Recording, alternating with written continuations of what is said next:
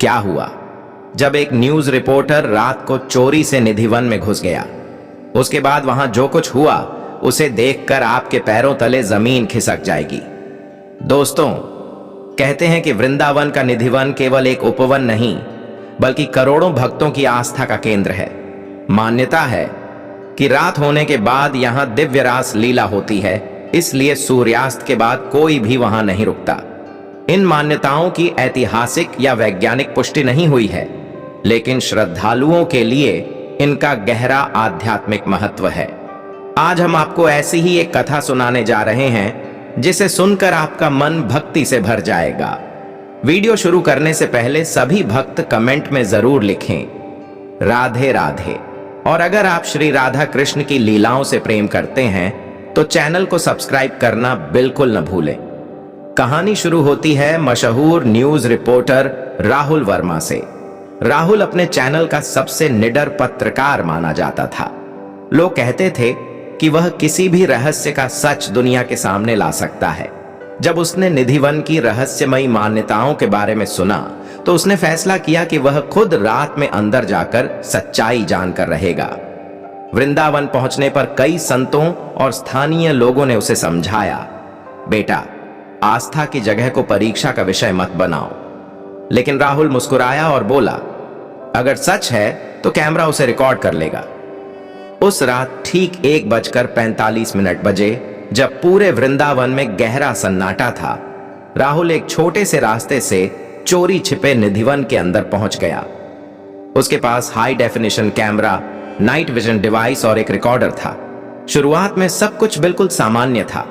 अचानक उसकी घड़ी अपने आप रुक गई, मोबाइल का नेटवर्क गायब हो गया और कैमरे की स्क्रीन बार बार अपने आप बंद होने लगी।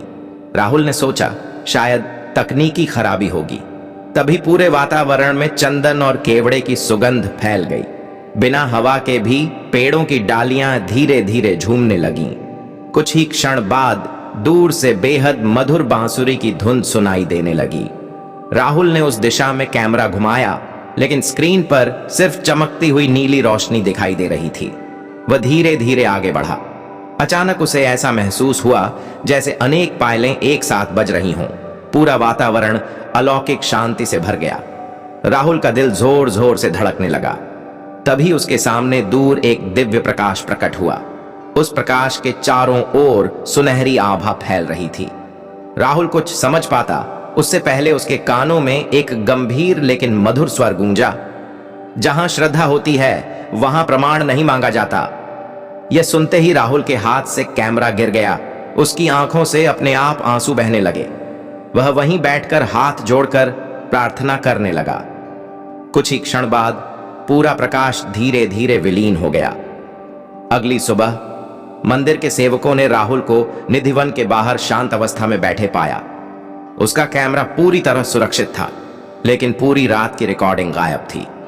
वीडियो में केवल एक अंतिम फ्रेम बचा था, जिसमें नीली आभा के बीच राहुल हाथ जोड़कर खड़ा दिखाई दे रहा था। उस घटना के बाद राहुल ने कभी उस रात के बारे में विस्तार से कुछ नहीं बताया। वह सिर्फ इतना कहता था, कुछ अनुभव कैमरे में नहीं, केवल श्रद्धा में समा सकते हैं। आज भी जब वह वृंदावन आता है तो सबसे पहले निधिवन के बाहर सिर झुकाकर प्रणाम करता है और यही कहता है, राधे राधे। दोस्तों, यह एक आस्था पर आधारित कथा है जिसका उद्देश्य किसी तथ्य का दावा करना नहीं, बल्कि श्रद्धा और भक्ति की भावना को व्यक्त करना है। अगर आप भी श्री राधा कृष्ण के भक्त हैं तो कमेंट में जरूर लिखें, जय श्री राधे कृष्ण। ऐसी ही भक्तिमयी और रहस्यमयी कहानियों के लिए चैनल को सब्सक्राइब करना न भूलें। राधे राधे।